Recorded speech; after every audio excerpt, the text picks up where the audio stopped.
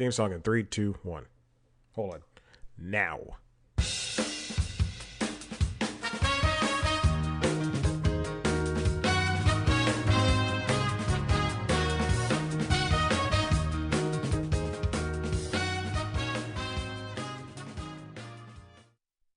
And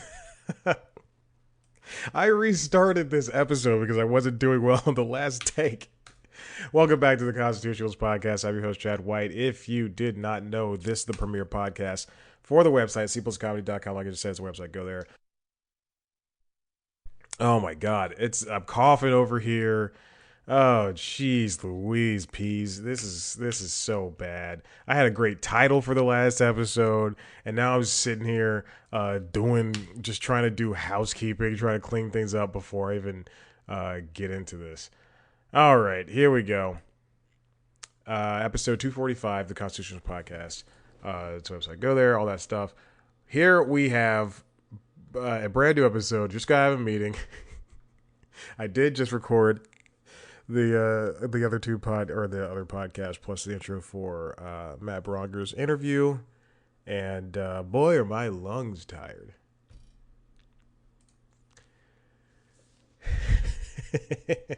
That was a good joke. I had a great title for the last episode, or the last thing I just recorded, but that's not going to happen. And now we're back at it. We're doing this again. I had to restart because there were too many faults with the way I had not described, but put up this the information in this episode. This is going to be an all streamer episode, all streaming news all the time. I'm currently uploading the video. So if the video slows down a little bit, I'm currently uploading the interviews and the Matt Ronger's episode of the interviews. And the episode 240 of the Constitutionals Podcast, because it turns out that the one I uploaded a couple of weeks ago was 2 minutes long, and it was the trailer for the Instagram that I put on, or the cold opener. Or yeah, the trailer for the snippet of the episode, which is stupid. Yeah, and I just realized I have to put this on TikTok. This is too much. This is too much for one person who doesn't make any friggin' money from this thing. All right, let's get on with it. First things first. We've got Apple. I'm sorry, I was reading a breaking news alert from CNBC on their website on this article. NFL tickets still up for grabs as Apple pushes for flexibility with game rights. Apple currently has some rights to MLB games, to Friday night games, and I believe their games are done. Yeah, they're done. They're done before October. So yes, those games are done, and that's going to keep going for the next season or two, and then maybe next couple of seasons. And then they also have some. I don't want to say Premier League, but some soccer league rights, because I do think that. Did I say Reich? I do think that Premier League is only with Peacock. We'll see. Any Hoosers. Apple currently has is in the leading pack for the NFL's Sunday Ticket, which was a DirecTV thing, but now that DirecTV is obviously the worst option out there to watch your cable-ish TV, they got to reach the streaming crowd. Apple was the leading contender for months and months and months leading up to this decision. There's no decision, but leading up to this, and it is it really they seem like the good option because they do have the money. They want to get into streaming, and sports is the best way to do it. But now it turns out Apple really doesn't want exclusivity. They don't want to be the partner package. They want to just be able to show some NFL games. In fact, I believe they want to act in much the same vein as Amazon Prime does with Thursday Night Football. They don't want to be the only place for football. They want to be a place for football, because once they get into that, then it's going to be a costly thing. But this is from CNBC, written by Alex Sherman. He writes, existing restrictions around Sunday Ticket have slowed negotiations between Apple and NFL in recent months. Talks between the league and potential buyers of Sunday Ticket are continuing. So they're still seeing other people. NFL is. Apple's being sheepish. Major League Soccer. That's the 10-year partnership that begins in 2023. But they do currently have some soccer. Oh, you know what? No. It's because my Apple TV is hooked up to my Peacock and YouTube TV and stuff. Now, Eddie Q, who is one of the big names, isn't it? Yeah, Eddie Q is one of the big names of Apple. He's the senior vice president of services. He says, quote, "We weren't interested in buying sports rights. There's all kinds of capabilities that we're going to be able to do together because we have everything together. And if I have a great idea, I don't have to think about it. Okay, well, my contract or the deal of interest allows." And again, it goes back to they don't want to be like that singular place because that puts on a lot of pressure on them. And in fact, we've seen what happens when I remember when Game of Thrones, when the last season premiered on HBO Go and HBO Now, it just took down the entire service. Still doing that construction. It's been a couple of hours, all through next week. The NFL renewed its broadcast TV agreements with both Fox and CBS until 2030, and then there's also great MLS games between Fox, Paramount, NBCU, and Disney as well. I wonder where this ticket thing could go because a package would be great for Apple, but they don't want to continue having to pay out other people like this. Beyond its MLS partnership, Apple has been laying breadcrumbs that it wants to take a significant plunge into live sports. And then they're also producing the Super Bowl halftime show. That's a big thing, too. The NFL wants the buyer for the Sunday ticket to pay between $2 and $3 billion a year, which is an increase from the $1.5 billion that DirecTV has been paying since 2015. They've only had since 2015. Okay. All right, let's keep moving on. Speaking of streaming, this comes from Wall Street Journal, written by Sarah Krause. Netflix gains 2.4 million new subscribers, reversing the trend. We know that in Q3, Netflix had to announce that it had dropped several million, just a couple million viewers, subscribers, and then it turns out that that was bad for business because they lost a lot of money and a lot of revenue. So much so that it caused them to, which we'll talk about in a second, reverse release strategies, push things up, move things off, move things down the road, or not pay a lot of people the money that they were paying eventually. And then also layoffs that come with it. The company's operating margin fell to 19.3% from 23.5% a year earlier. Yeah. That's this year. Then there's also that increased competition that's coming from the likes of Disney with Disney Plus and in some case Hulu, and then HBO Max, Apple TV, and those are the big ones they're fighting against. I really don't think Paramount Plus is. I mean, who knows? Paramount. I used it twice today to watch Ghosts and Star Trek cartoon. What's that? Lower Decks. So Netflix moved up its ad-supported thing 1 month earlier.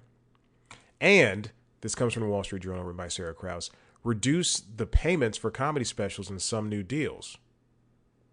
It pays $200,000 in 2-year licensing packs instead of making more costly outright buys. All the while, comedians mostly face higher production costs. So that means the people who want to do, I think, who is it? James Acaster, or it was a British guy. He did like 3 different specials, and they're all part of like the same series, and they all came out at the same time, I believe. And then I'm sure Neil Brennan's 3 mics, and everybody else is paying Chappelle however $1 million or something like that, or a couple of million, or however much they paid people. Previously, many comics received a lump sum, often as much as $1 million, to help pay for production costs. Netflix has invested heavily in comedy programming and turning itself into one of the leaders in the genre. It's got stand-up specials with Joel Kim Booster, Taylor Tomlinson, Sam J, and then obviously the bigger names like Ali Wong, Chris Rock, Dave Chappelle, Whitney Cummings. And Whitney is a part of this new two-year licensing deal. So it could be a good and bad thing. You know, they take this special that was made by Netflix and or it was made for Netflix, and they shop it over to Comedy Central or HBO. And then they have a licensing deal there. And then they have the festivals, and Netflix is a joke festival, but who knows if you're going to be asked to be a part of that. Or they can put it on YouTube if they want. Netflix is in a not in a worrying state, not as much as the next thing we'll talk about, but it's really interesting to see the king of streaming kind of go down in a sense. In a sense. Next up is Peacock, written by Joseph Adelaine over there on Vulture. It's time to start worrying about Peacock. Well, looks like NBC Universal and Comcast touted some numbers.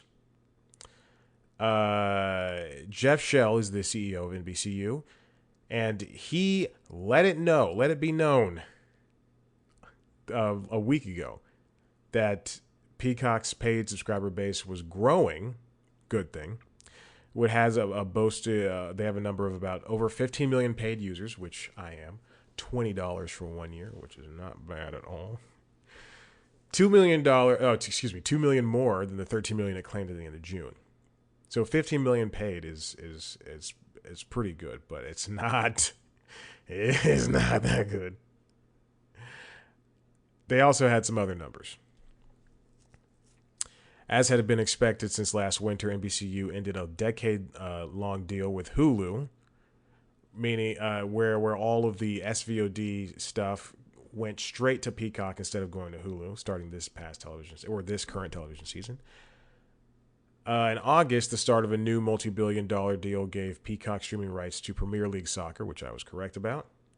And that's why a lot of sports fans, they just kind of reluctantly pay that $5. They'd rather take the ads or the $10 for no ads and watch soccer.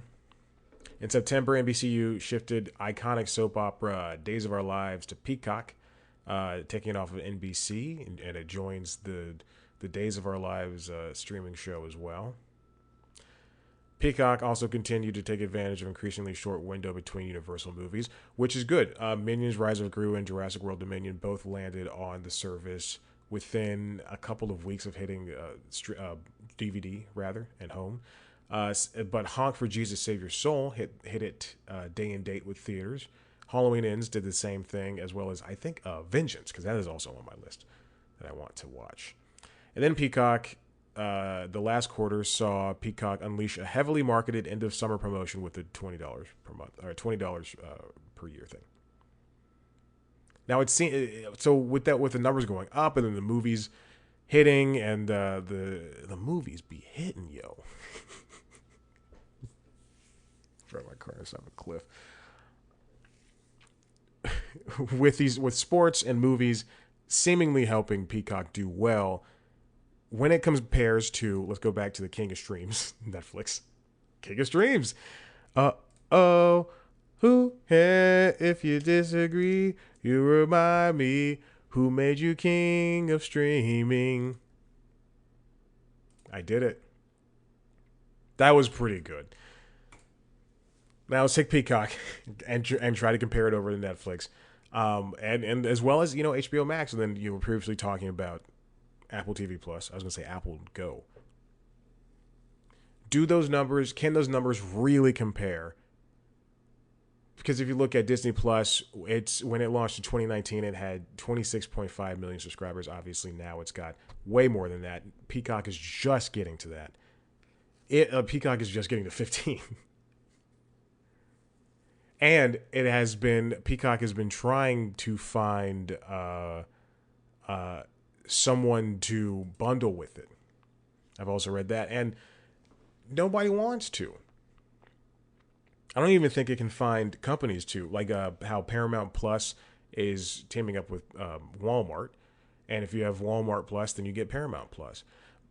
I mean, this is the thing. I've always said that Peacock, when it launched, it should have been a channel on Hulu.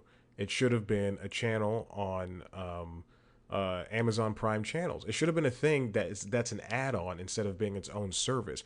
Because at this point, I think Peacock is kind of like it's like getting a cut on a vein. This is such a disgusting analogy, but it's like getting a cut on a vein that you can't stop bleeding, and like, yeah, you seem healthy now, but in a couple of minutes you're gonna die off. I do think Peacock is on its way to an ending within. I think that's the next streaming service that dies off essentially. Even if HBO Max and Discovery have to, or if HBO Max merges into Discovery Plus, which is the worst idea. And I say that as somebody who works there, but contractually. I do, but Peacock is the one that I can't see surviving because it doesn't make sense. Whereas for Paramount, CBS All Access, CBS was, they, first of all, they got in early, but second, they are Middle America's favorite network. CBS is the most watched broadcast network, and then to now pair that with Showtime, for at most $15 a month. That's what happens. Okay, let's get on to this ad supported stuff. So the rest of this is going to be ads now. Netflix launch is talking about its newly pushed up ad supported tier. It's coming in November, and it's going to be slightly cheaper than the basic plan, and the basic plan is going to look even more expensive. Basic with ads is what they're calling it. It's going to launch on November 3rd in 12 countries, including the U.S. And then it's going to roll out first in Mexico and Canada November 1st. It's going to be $3 cheaper than the basic plan, which is $10. So $7. But now the basic plan is going to support HD up to 720p. That's ridiculous. Everything should be in 4K. You should have, like, it's ridiculous. Or minimum 1080p. It's so dumb that on Google Play and on Amazon Prime, and I want, not Apple, not iTunes, but when you buy movies and TV shows there, you have to choose between SD, HD, or 4K. No one is going to buy SD. I don't care if it's $2 less. I'm always going to opt in the past for HD and now for 4K. Unfortunately, I think I have three movies. Pan's Labyrinth, Toy Story 3, and Crazy Stupid Love all in SD because at the time HD was the most expensive thing and also the best thing. No one saw 4K coming. No, we did. Netflix is getting ready to get you embracing for those ads. Those ads are going to be about 15 or 30 seconds long, 20 seconds in Spain, and will play before, during TV shows and movies. And also note that some things are not going to be with ads, I think, right? The Netflix Netflix tier with ads will serve as an average of 4 to 5 minutes of ads per hour, roughly in line with ad loads of Peacock and Disney Plus with ads when that launches. New release movies will include only pre-roll ads to, quote, preserve cinematic experience. Okay, so that's the thing I'm thinking about. That's gross.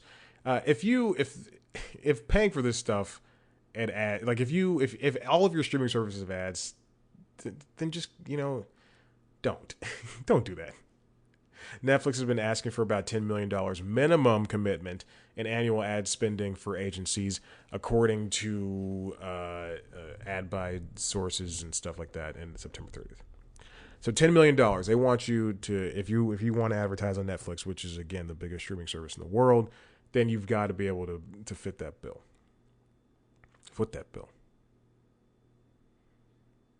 Wall Street analysts generally are bullish on long-term prospects for Netflix's ad-supported tier, yada, yada, yada, all that stuff. And the prices are wildly the same throughout the 12 markets.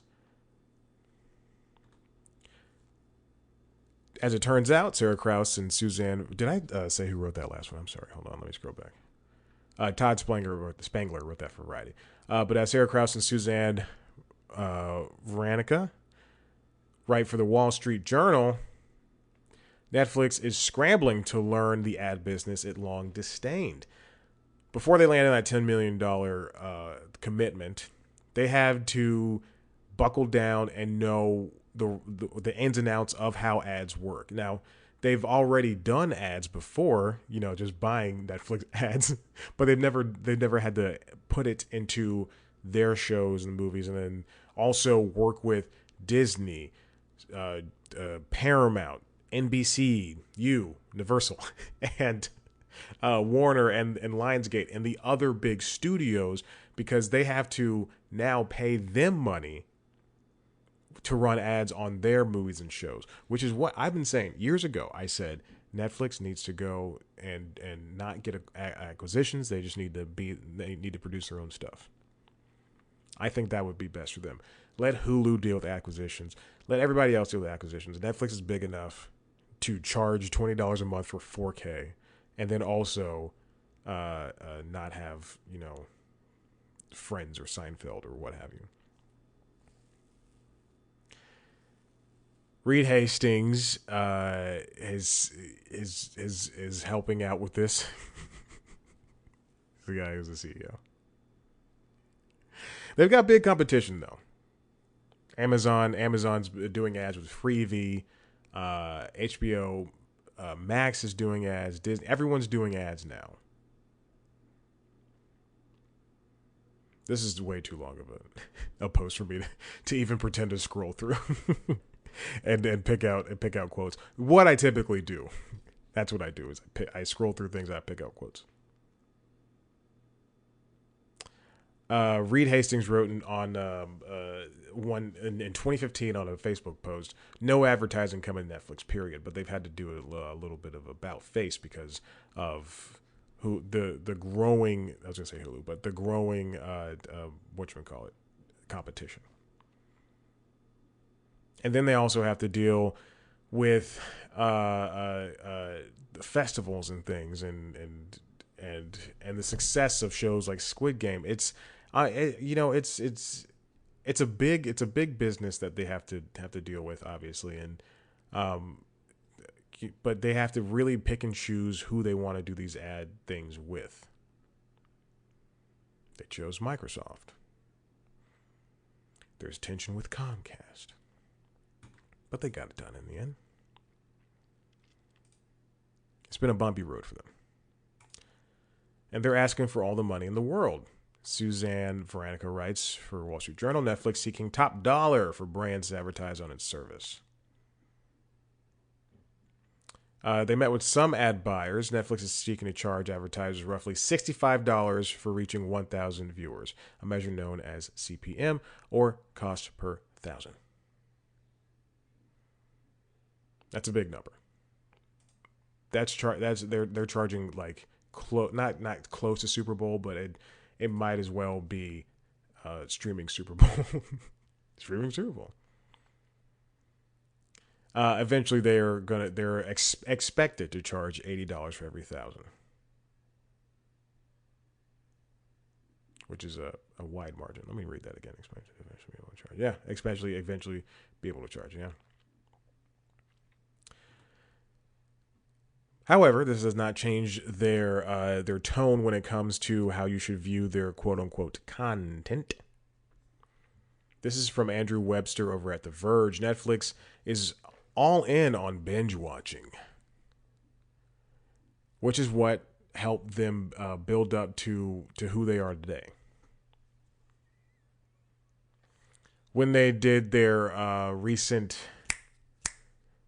Q4 explanation or whatever, the quarterly earnings, the statement that came out this past week, the quarterly earnings, the company explained, quote, that we think Our bingeable release model helps drive substantial engagement, especially for newer titles. Look at the show Dahmer, the Jeffrey Dahmer monster, that Jeffrey Dahmer show. Yeah, I mean, people are talking about it, and people are still talking about it, but it's been 2 weeks now. At the end of this week, I fully expect no one to talk about it ever again. Squid Game did well. I think that was a sleeper hit, though, because I remember seeing it pop up, and then I was already, nipple deep in Korean, South Korean shows like of that nature.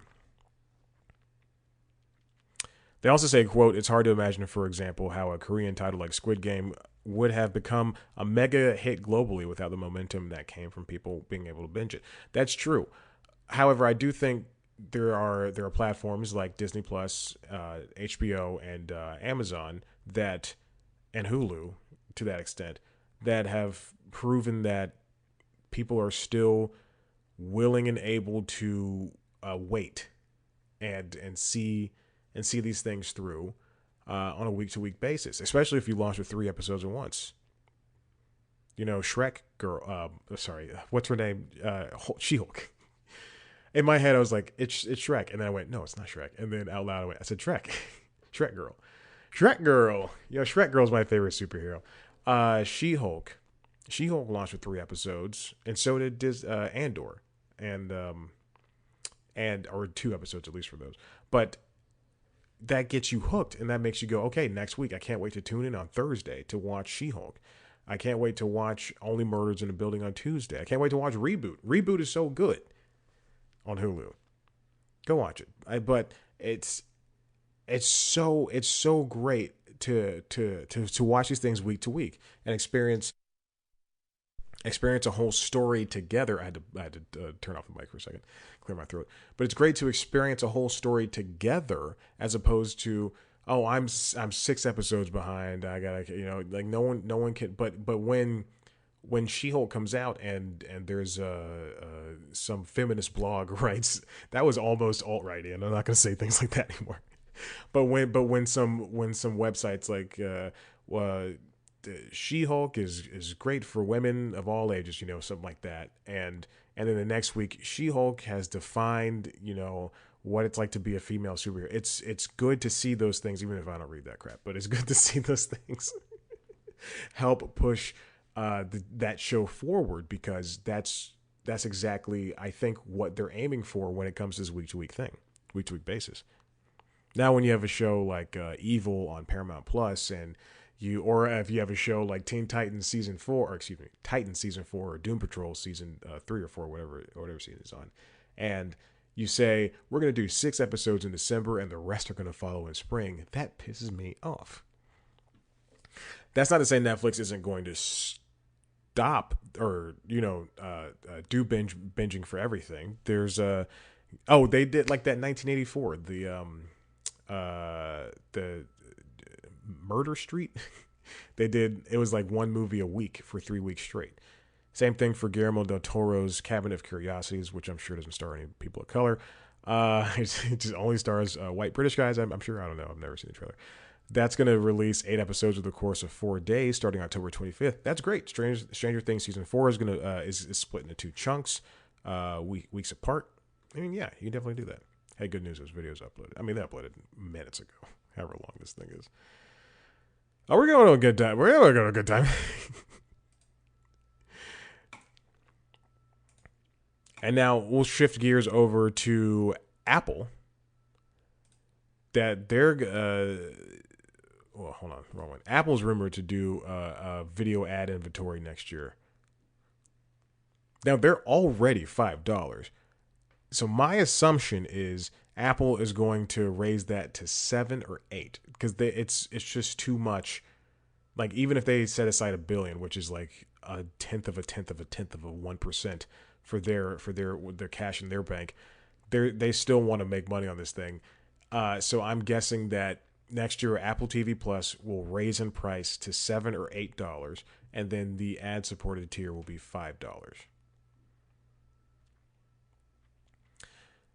Also, their ad inventory is linked to its live sports thing. So when they eventually do get NFL and when they have soccer next year, when they have MLB again next year, that's going to help them out immensely. And this comes from 9 to 5 Mac, written by Benjamin Mayo. Written report. Apple to start selling video ad inventory next year, possibly for ad-supported TV tier. All right, let's see how these ads compare to everything. This was from WSJ, written by Todd Olmstead. Netflix with ads launches at $6.99 a month. Here's how the pricing stacks up. All right, with ads, these are the platforms they have: Apple TV Plus, Discovery Plus, Disney Plus, Prime Video, Stars, Paramount Plus, Peacock, Netflix, Showtime, Hulu, HBO Max, and ESPN Plus. Apple TV does not have ads, but Discovery Plus does, and it seems like and Paramount, Peacock, Netflix, Hulu, HBO, and ESPN. The baseline for all this is $5, with Netflix coming in at $7 in the median, and Hulu at $8, HBO Max and ESPN topping out at $10. Everybody else has got $5. But without ads, it seems as though ESPN Plus is not available without ads. It seems as though the top is $15 with Hulu and HBO Max. Median's about $10, $9 or $10. And the lowest tier is obviously Apple TV Plus, Discovery Plus, $5 and $7, respectively.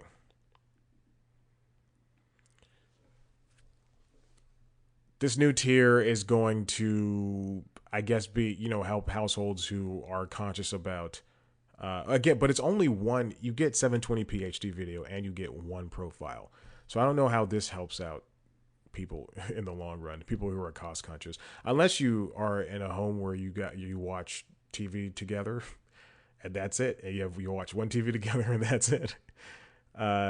Some titles won't be available at launch because of licensing agreements, which Netflix says working on, yada, yada, yada. This also comes from Wall Street Journal's Susan Veronica.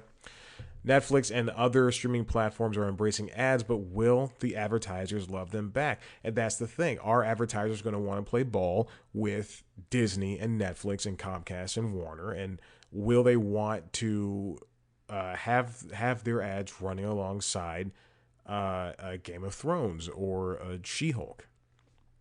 Really got She-Hulk on the brain. That last episode was not good, and it's just too much of a company not like, for the first time ever, I want Disney to go no, because that was so dumb. Anyway, I'm not going to talk about that because I'm not one of those people. The U.S. connected TV ad market is expected to reach $18.9 billion this year, a fraction of the roughly $70 billion that's spent on traditional TV ads, and grow to $33.5 billion in 2025. And I think, maybe in 8 to 10 years, when those numbers even out, we're gonna be shifting from the world of focusing only on mostly on broadcast and cable. Not even in 8 to 10, I'd probably say 6 years. Once that 33 in 2025 becomes 66, that's going to be, or 69, that's going to be something that the advertisers start paying attention to when they go, okay, now that broadband, now the gig internet, is like the baseline. Will the gig be fast in 2029? Streaming ad space has many issues, from the lack of consistent measurement of both viewership and ad performance to the fact that millions of ad dollars go to waste because ads could continue to be delivered to a television even if the screen is off. Did not know that last part. Streamers and media companies have been working towards solutions such as showing the prompt, "Are you still watching?" when activity has decreased from the screen viewer.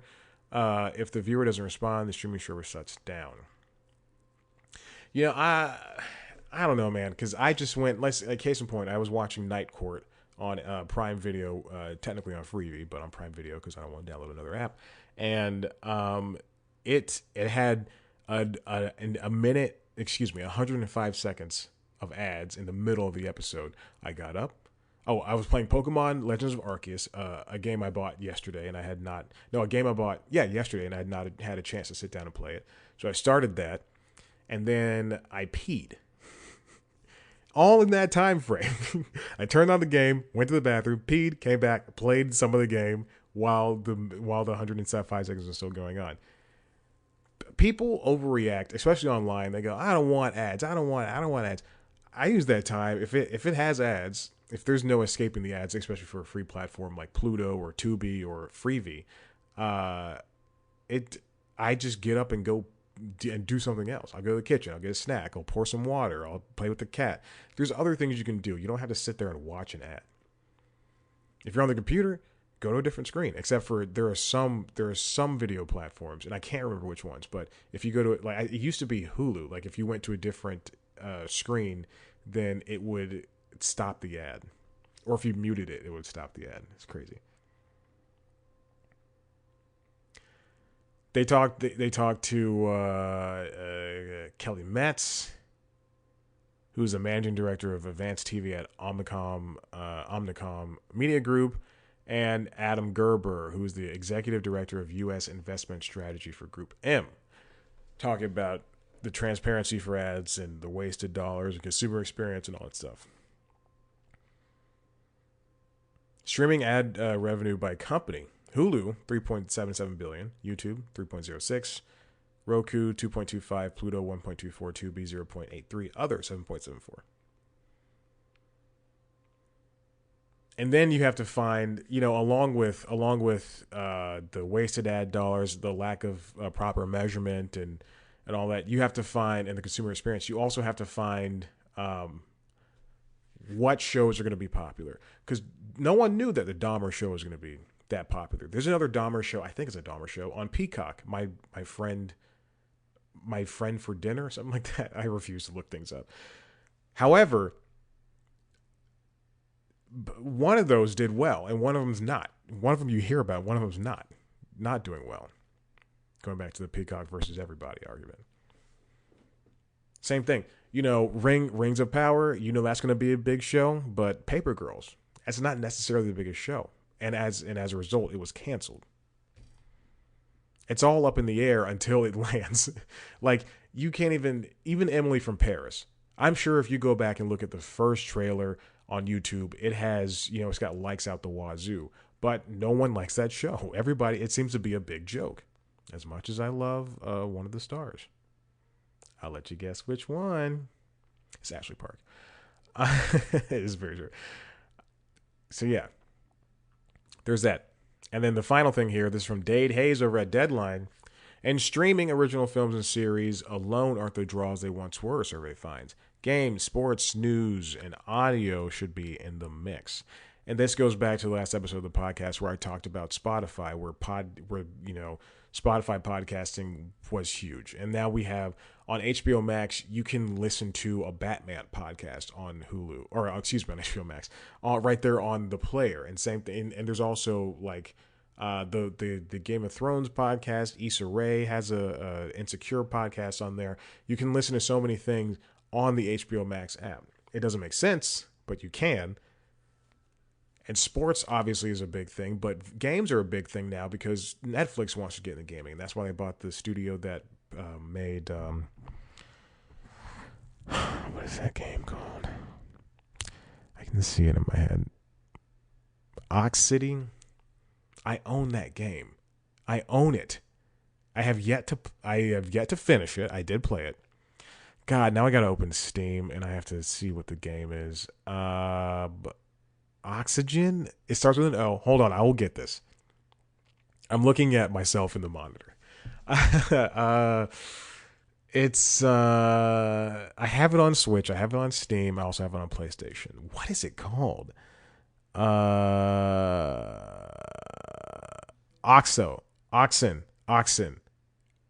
Jesus. Okay, let's just do this. Switch game Ox. Okay. Oxenfree. Oh my god. I said Oxen. I was correct. I was so close. Oxenfree.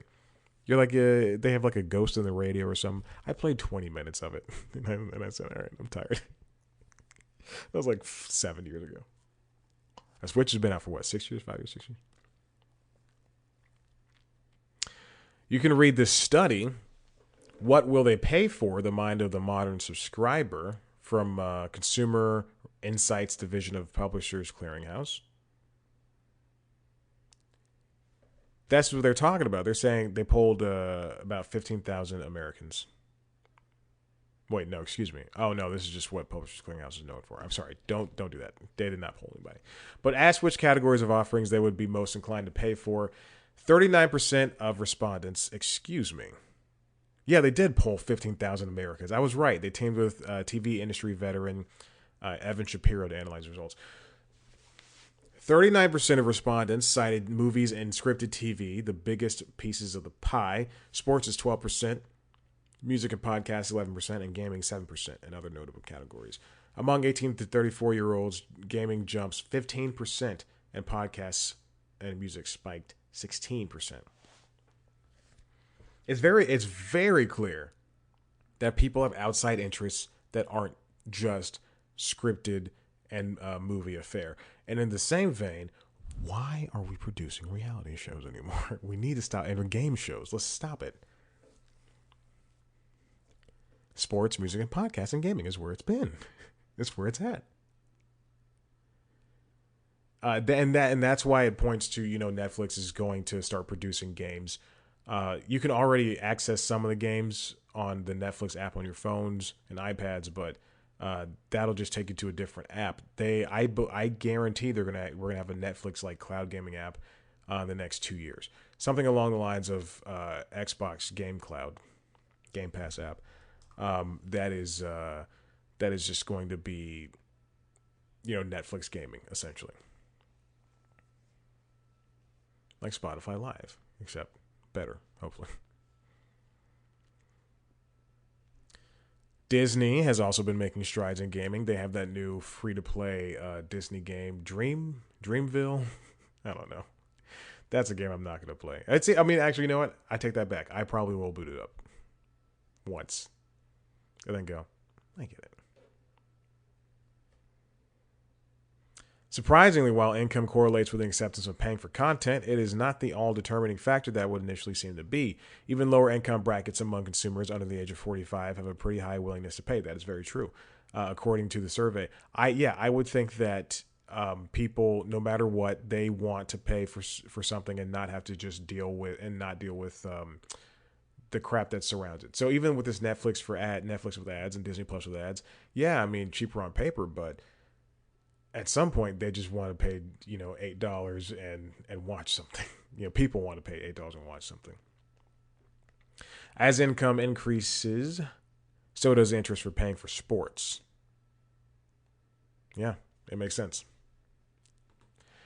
Streaming, I just think streaming needs to in order to turn around, it's got to have its hand in everything, unfortunately. And that's why we have on Disney Plus Dancing with the Stars live every Monday at 8 o'clock. Even though I don't think Disney Plus is built for anything like that. And it seems like they're testing the waters, and maybe eventually Hulu will, again, this bad idea, fold into Disney Plus, especially now that Disney Plus has some R-rated and TVMA affair. However, it doesn't seem like that app is suited for that, and I think it should really stick to what it is and what it has, and which is Disney stuff, or if anything, fold into Hulu. And that's the same thing I say for Discovery Plus. HBO Max is the better name, and quite frankly, the better platform, the better looking platform, and needs to fold into that. And ads and streaming.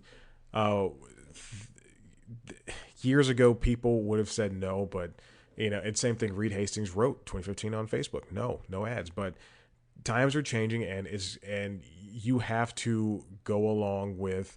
I got a copyright claim on one of these videos. What the hell?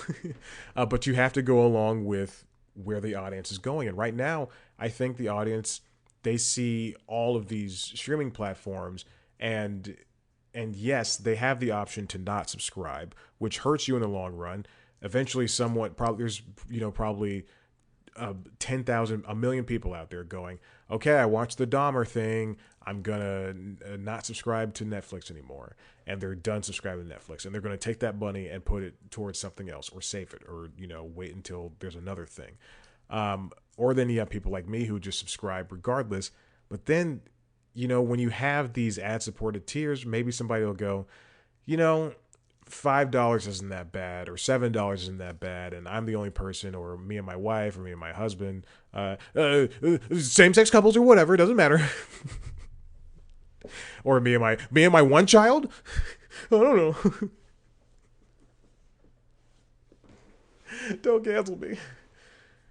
But eventually, those people would go, okay, well, I'll instead of getting rid of Netflix, we'll just go to the ad tier, and because we only watch 3 things on there anyway, and they'll do the same thing for Disney Plus, and then maybe HBO Max will be the thing that they pay for. It's all relative. Listen, you know what else is relative? This show, if you like what you heard here, head to the website, or head to youtube.com/C+comedy, see a video version of this show. You can see the sun setting over the beautiful Highline skies. I've had to all week keep so there's been construction. I mentioned that in the last episode. I've had to keep, they've been fixing up the patios of like every single apartment. There's like so many apartments here. And essentially what everybody had to do was take the things on their patio and move them inside. I have a 1-bedroom. I don't have the room for that. My neighbor has a 2-bedroom and he has the room for that, or they have the room for that. Anyway, so literally they've had this crane like come up and the guys have been like, hopping on balconies and painting things and fixing rails and whatnot. I mean, it's not like they looked bad before, but they're just finally putting the $2,145 I pay for rent into good use. And so we've had to keep like all week long, and going into next week, we'll have to keep the windows.